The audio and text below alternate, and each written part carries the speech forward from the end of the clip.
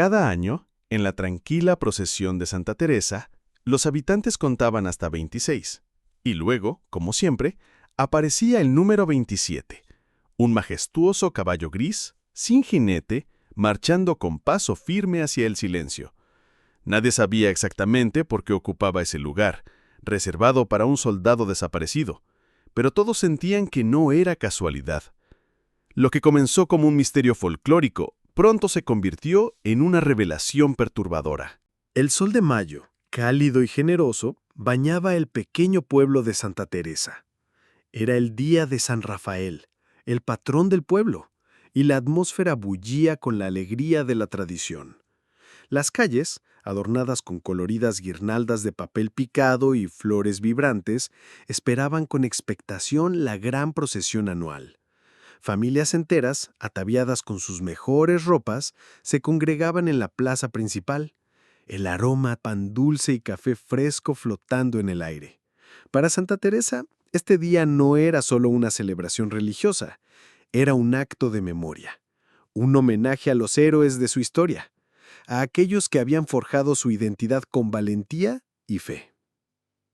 Desde hacía décadas, la procesión ecuestre era el corazón del festejo. Jinetes ataviados con trajes charros impecables, montados en caballos majestuosos, desfilaban al ritmo de la banda del pueblo, sus herraduras resonando en las calles empedradas. Era un espectáculo de orgullo y tradición. Pero en Santa Teresa, la procesión guardaba un misterio que se repetía año tras año. Un enigma que, con el tiempo, se había transformado en parte inseparable de la tradición. A medida que los jinetes comenzaban a formarse en filas ordenadas, un murmullo de asombro recorrió la multitud. Llegaba, como siempre, sin ser guiado, sin ser montado y sin pertenecer aparentemente a nadie. Era un caballo de un hermoso pelaje gris cenizo, tan particular que parecía absorber la luz. Caminaba con una elegancia serena, sus pasos medidos, sus orejas erguidas como si escuchara una música que solo él podía oír. Se acercó a la fila de jinetes y, con una precisión asombrosa, se detuvo. Se detuvo en el lugar de la posición número 27. Al principio, hace muchos años, la gente había pensado que era una broma de algún vecino, un caballo suelto o extraviado. Pero el año siguiente, y el siguiente, y el siguiente, el caballo gris cenizo aparecía. Siempre el mismo, siempre solo, siempre se unía a la procesión, silencioso, inquebrantable, ocupando el lugar número 27. Nadie sabía de dónde venía ni quién era su dueño. No llevaba marcas ni riendes. Se limitaba a marchar en perfecta formación, con una quietud que a veces era casi fantasmal. La extrañeza del fenómeno había pasado de la incredulidad al asombro y finalmente a una aceptación reverente. El caballo sin jinete se había convertido en una leyenda viva de Santa Teresa. La posición número 27 era especialmente significativa. Estaba reservada para un soldado del pueblo que había desaparecido en la guerra civil, hacía más de 30 años. Un hombre que, por alguna razón, había sido borrado silenciosamente de los registros de honor. Pero el caballo gris cenizo, con su insistencia anual, parecía negarse a dejar que su memoria se desvaneciera.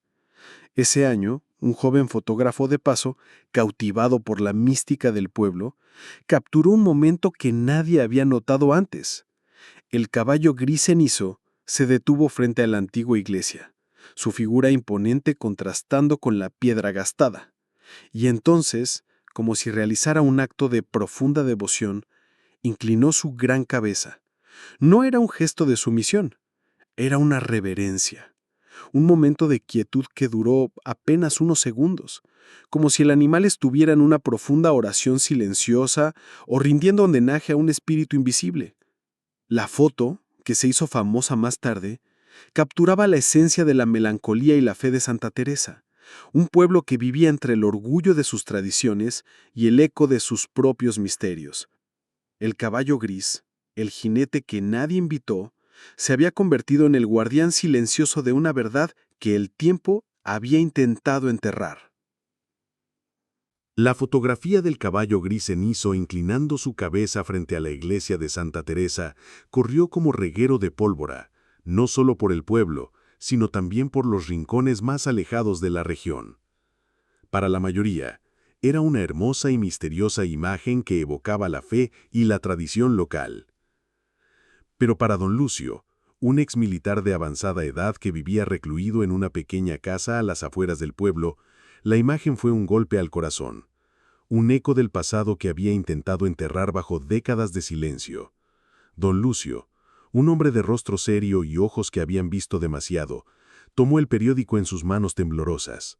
Su mirada se fijó en la foto del caballo. El pelaje, la estructura, la forma de la cabeza. Le resultaba inquietantemente familiar. Un escalofrío le recorrió la espalda. Se parece al caballo de Julián, murmuró, su voz apenas un susurro, como si pronunciar el nombre fuera un acto de traición. Julián Márquez. El nombre resonó en la memoria de don Lucio como una campana desafinada.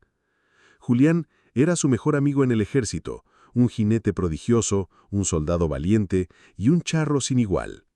Famoso por su destreza con el lazo y por su noble caballo tordo.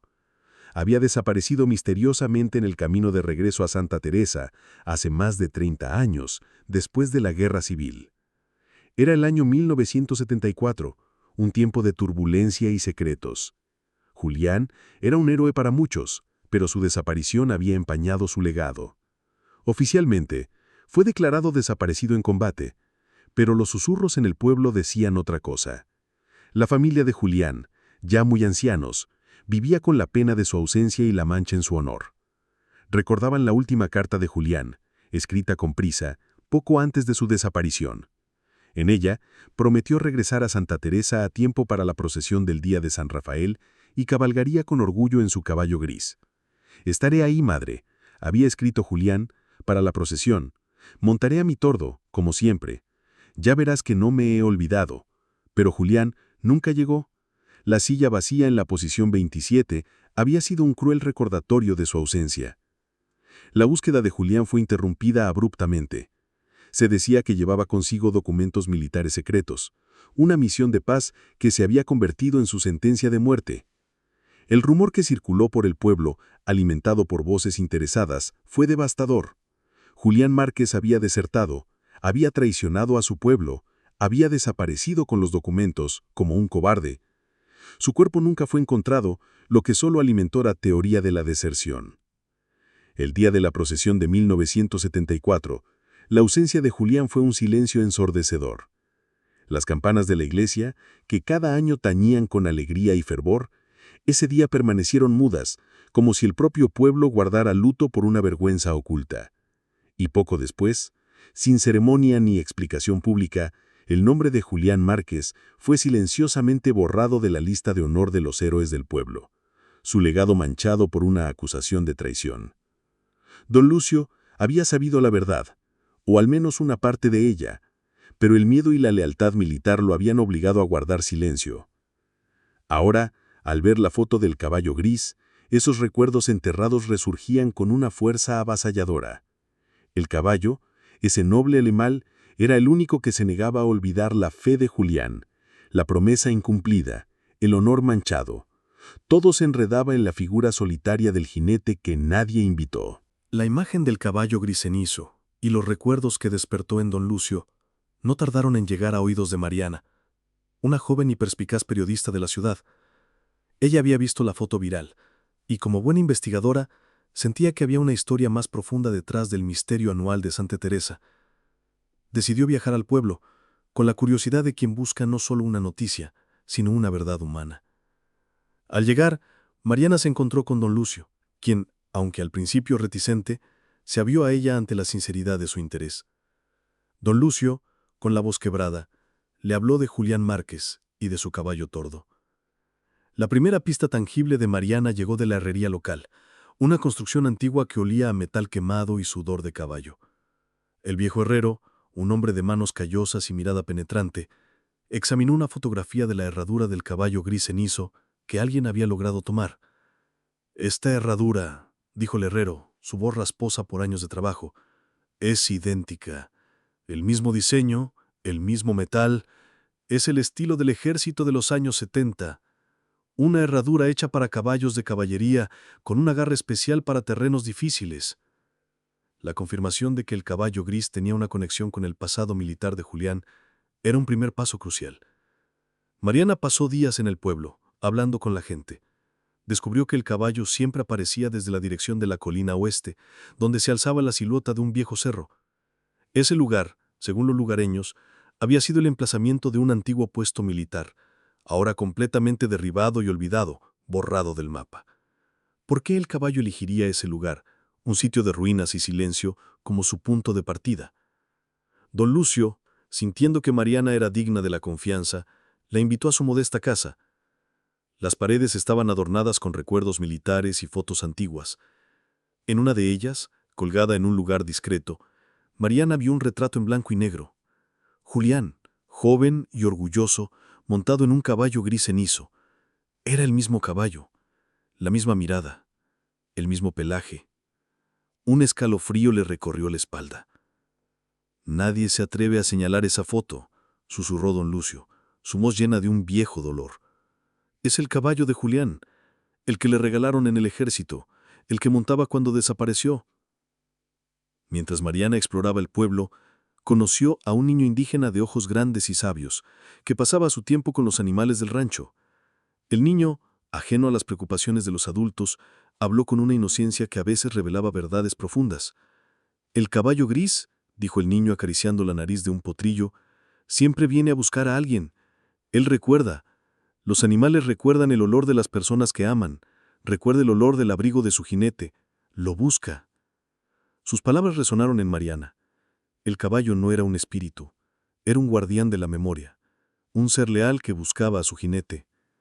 La intuición de Mariana la llevó a la biblioteca municipal, donde comenzó a revisar viejos archivos, documentos militares, periódicos de la época.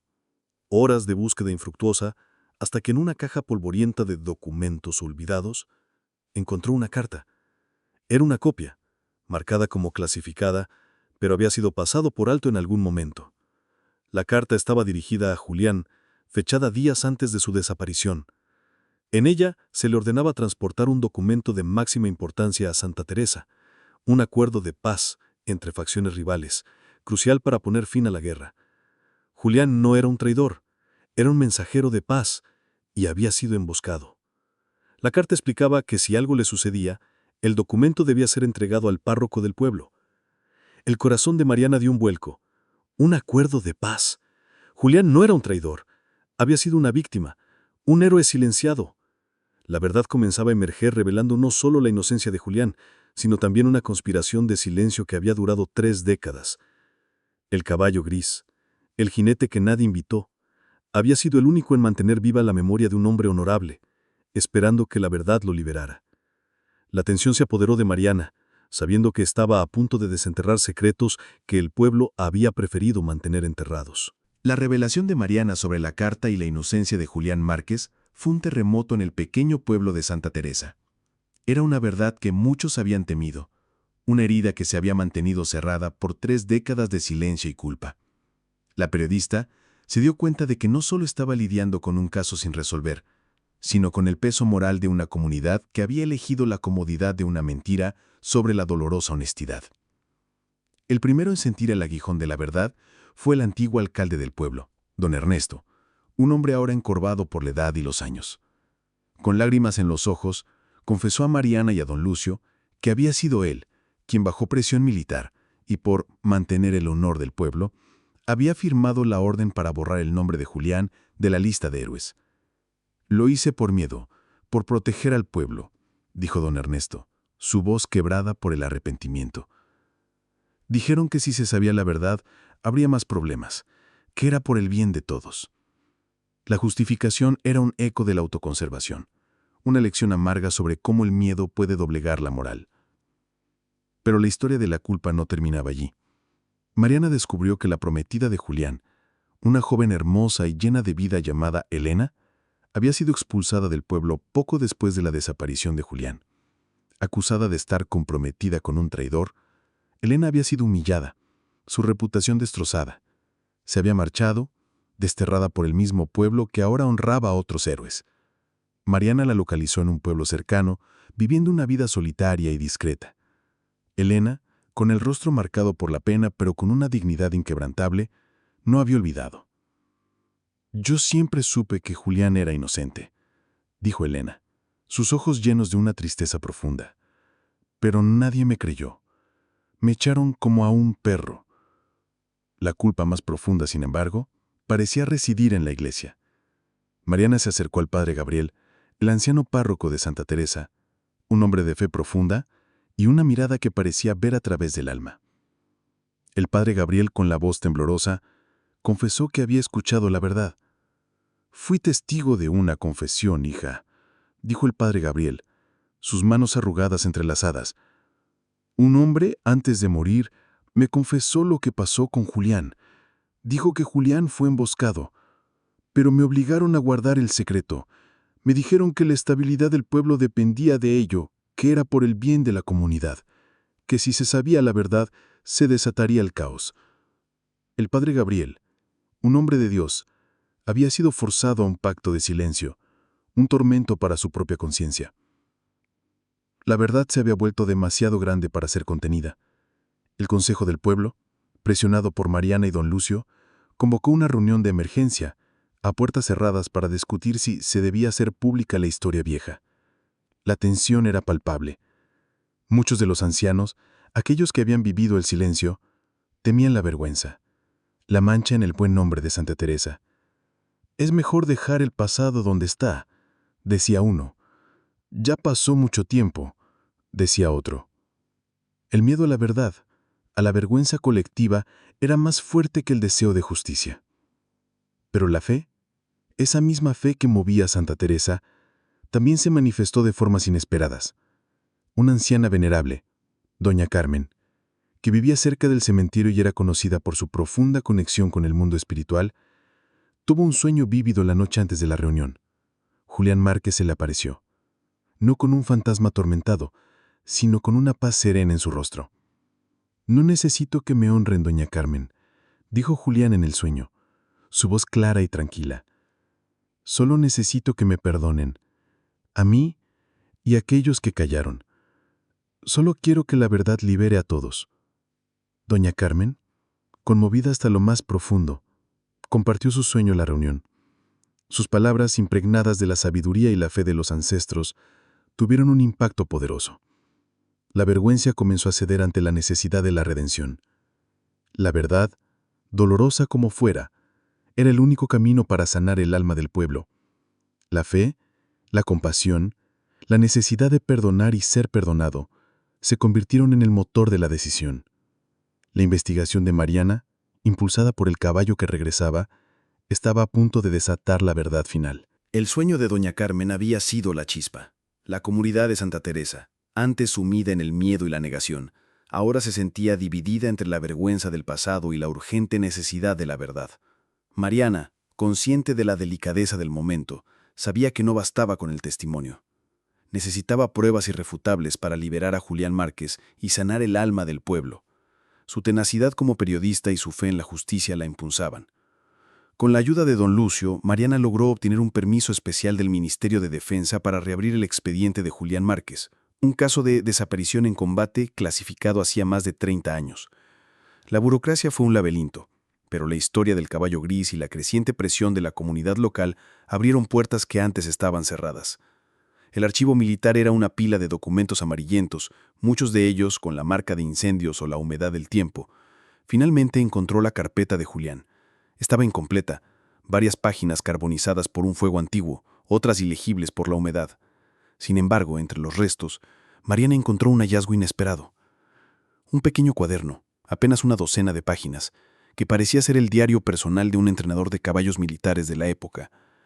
Sus ojos se detuvieron en una entrada particular, fechada días antes de la desaparición de Julián. Julián me comentó hoy que le enseñó a su tordo un truco peculiar. Le ha enseñado a detenerse en seco y hacer una reverencia ante una cruz o un símbolo de fe. Dice que es un gesto de respeto, una forma de recordar sus valores. Mi caballo es como yo, me dijo. Siempre se detiene ante la fe. El corazón de Mariana dio un vuelco. El caballo gris cenizo, inclinando la cabeza ante la iglesia. No era una coincidencia. Era una señal. Un mensaje póstumo de Julián a través de su leal compañero. La fe inquebrantable de Julián se manifestaba incluso en su caballo. La búsqueda de Mariana la llevó a los archivos militares, a un viejo almacén olvidado, lleno de objetos en desuso de la guerra civil. Entre cajas polvorientas y equipos oxidados, encontró una cinta de audio. Era una de esas grabaciones de campo, de baja calidad, utilizada para registrar comunicaciones militares. La cinta, oxidada y frágil, parecía destinada a ser olvidada. Pero Mariana, con una corazonada, pidió que se restaurara. El técnico trabajó durante horas y finalmente un sonido áspero, lleno de estática, emergió de los altavoces. El audio era estremecedor. Se escuchaban disparos, gritos, el caos de una emboscada. Y luego, una voz débil pero inconfundible, la voz de Julián Márquez. «Guarden el sobre, el acuerdo de paz, no dejen que...» El audio se cortó abruptamente. El sobre, el documento de paz. No había traición, había una emboscada, un ataque contra un mensajero de la paz, un asesinato. La tensión en la habitación de Mariana era palpable, el aire se sentía cargado de la verdad que se revelaba. Con el corazón desbocado, Mariana regresó a Santa Teresa, se dirigió directamente a la antigua iglesia, al lugar donde el caballo gris cenizo siempre se detenía e inclinaba la cabeza, recordando el diario del entrenador, la frase «detenerse ante una cruz o un símbolo de fe». Mariana buscó, inspeccionó cada rincón, cada grieta de la vieja iglesia, y bajo la escalera de piedra que llevaba al campanario, en un hueco disimulado y olvidado, encontró un sobre sellado, polvoriento, pero intacto. El sobre contenía el Acuerdo de Paz de Santa Teresa, el documento que se suponía que Julián debía entregar al párroco. La prueba irrefutable de su misión. Era el documento que había sido enterrado con su memoria. La prueba final llegó con el análisis de las huellas dactilares. Las huellas en el sobre coincidían. Eran de Julián. Julián era el mensajero. Julián era el héroe. No había traicionado a nadie, había muerto protegiendo la paz. El twist final, la fe de un caballo, la terquedad de una periodista, habían desenterrado una verdad que la historia había intentado reescribir. La hora de la liberación había llegado. La noticia de la confesión de Rick y la carta encontrada con Jonah, junto con la evidencia forense, llegó a las autoridades. La policía, ahora con pruebas irrefutables, decidió reabrir el caso de Jonah Marsh. La historia se difundió rápidamente por el pueblo, reabriendo viejas heridas y generando conmoción. El nombre de Henry Lawson, una vez respetado, ahora se mezclaba con susurros de culpa y encubrimiento, una mancha en su legado que Rachel esperaba que la verdad plena pudiera, con el tiempo, redimir. Se inició una investigación exhaustiva sobre los antiguos compañeros de Jonah, aquellos que habían estado en la clase 9B en 1987. Muchos habían mudado, sus vidas dispersas por todo el país, pero la justicia, aunque brutalmente tardía, ahora los buscaba. La sombra del pasado, finalmente, se extendía para atrapar a los culpables. La tensión se elevó, sabiendo que la verdad, en toda su complejidad y crueldad, estaba a punto de revelarse por completo. La verdad sobre Julián Márquez había caído sobre Santa Teresa como una lluvia purificadora, lavando años de vergüenza y silencio. El día de la procesión de San Rafael, que antes era una celebración teñida de un misterio doloroso, ahora era un acto de redención y memoria. Pero esta vez, el caballo gris cenizo no apareció. Su misión había terminado. La verdad había sido liberada y el jinete que nadie invitó finalmente había encontrado la paz. En el lugar donde se creía que Julián Márquez había sido emboscado, en la colina oeste donde el antiguo puesto militar había sido derribado, los habitantes de Santa Teresa se unieron para erigir un monumento. Una cruz de madera maciza, tallada con la misma sencillez y fuerza que el espíritu de Julián, se alzaba contra el cielo, un faro de la verdad. Era un lugar de silencio y reflexión, donde la gente acudía a recordar, a perdonar y a honrar la memoria de un héroe olvidado. Durante la ceremonia de inauguración de la cruz, un joven desconocido, de unos 30 años, se acercó a don Lucio y Mariana. Su rostro era una mezcla de familiaridad y melancolía. «Soy Mateo», dijo el joven, su voz tranquila. «Mateo Márquez». Soy el nieto de Julián Márquez y Elena. La sorpresa fue generalizada. Elena, la prometida de Julián, la que había sido desterrada, había tenido un hijo de otro hombre después de dejar el pueblo, y ese hijo había tenido a Mateo. La fe de Elena, su lealtad a Julián, se había mantenido viva a través de las generaciones. Mateo traía consigo un pequeño álbum de fotos. En él, una imagen inédita, la foto de boda de Julián y Elena tomada en secreto poco antes de la partida de Julián a la guerra. Elena no había sido solo su prometida, había sido su esposa. Mateo no traía reproches, sino un legado. Conmovido por la historia de su abuelo y la valentía del pueblo para enfrentar su pasado, Mateo entregó a don Lucio y al alcalde del pueblo una medalla militar. Era la medalla de Julián, la que había recibido por su valentía en combate. «Mi abuelo no necesita guardarla más», dijo Mateo, su voz llena de emoción. «Su honor ha sido restaurado. Quiero que esta medalla sea un recordatorio de la verdad para Santa Teresa». La medalla que había permanecido oculta por 3 décadas, ahora era un símbolo de la reconciliación. En la plaza principal, frente a la iglesia, se erigió una estatua de bronce. No era la de Julián Márquez, era la del caballo gris cenizo. La figura imponente del equino, esculpida con una nobleza que evocaba su espíritu indomable, se alzaba sobre un pedestal de piedra. Estaba sin jinete, tal como había aparecido en la procesión durante 30 años. La estatua del jinete que nadie invitó se convirtió en el emblema del pueblo, un recordatorio eterno de la verdad que había sido desenterrada. Cada año en la procesión de San Rafael, la posición número 27 siempre se dejaba vacía. Era el número eterno, un espacio reservado para Julián Márquez, el jinete que había sido silenciado, pero cuya memoria había sido restaurada. Era un símbolo de la redención del pueblo, de su compromiso con la verdad y la justicia. Y aunque el caballo gris cenizo ya no aparecía, su espíritu seguía cabalgando. Un recordatorio silencioso de que el honor, la lealtad y la fe nunca mueren. La historia de Julián Márquez y su fiel caballo gris se incrustó en el alma de Santa Teresa, transformándose en un relato que iba más allá de la memoria y se adentraba en el terreno del mito y la leyenda. Aunque el caballo ya no se presentaba en la procesión, su presencia seguía siendo palpable en el aire del pueblo, un eco etéreo de una promesa cumplida. Cada año, el día de San Rafael, justo antes de que la procesión ecuestre comenzara, ocurría un pequeño milagro silencioso. Un niño, de no más de 8 años, con un sombrero de paja que le cubría casi por completo la cara, se acercaba sigilosamente a la posición número 27, el lugar vacío que antes ocupaba el caballo gris. El niño, cuya identidad nadie en el pueblo conocía, colocaba un pequeño ramillete de flores silvestres en el suelo. Eran flores sencillas, humildes, pero dispuestas con una delicadeza que sugería un profundo respeto. Luego, sin decir una palabra, el niño se perdía entre la multitud, tan misterioso como el caballo que había honrado. Algunos creían que era el espíritu de Julián, reencarnado en la inocencia de un niño, rindiendo homenaje a su propio legado. Otros, más pragmáticos, asumían que era un forastero, un alma bondadosa que había oído la leyenda. Pero nadie lo interrogaba. Era parte del misterio, parte de la fe. Y no solo en la procesión se manifestaba la leyenda. Los habitantes de Santa Teresa juraban que, en la víspera del día de San Rafael, justo cuando la medianoche envolvía el pueblo en un manto de oscuridad, podían escuchar un sonido rítmico, constante, que venía de las afueras, de los caminos empedrados que llevaban a la colina oeste.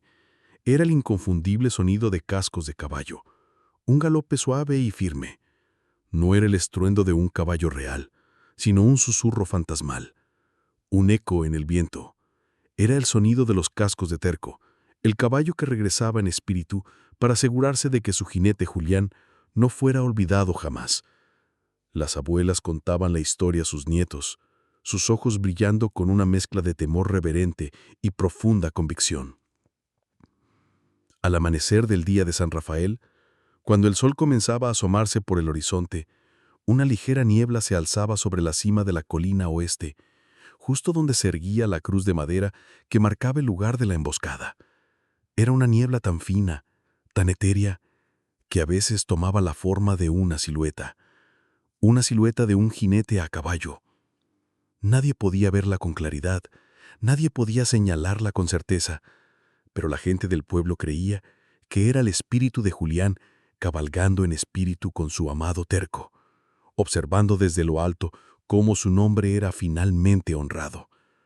Era el velo de la verdad, un recordatorio de que, aunque el pasado estuviera enterrado, su esencia persistía en el aire. El nuevo alcalde de Santa Teresa, un joven visionario que había crecido con la historia de Julián y Terco, hizo un juramento público en cada ceremonia de su mandato. Con la mano sobre la Biblia y el rostro grave prometió: «Mientras yo sea alcalde de este noble pueblo, nadie en Santa Teresa será borrado de la lista de honor, por conveniencia o por miedo. La verdad, aunque dolorosa, será siempre nuestra guía. El honor será inquebrantable». Era un compromiso con el legado de Julián, una lección aprendida de la forma más dura.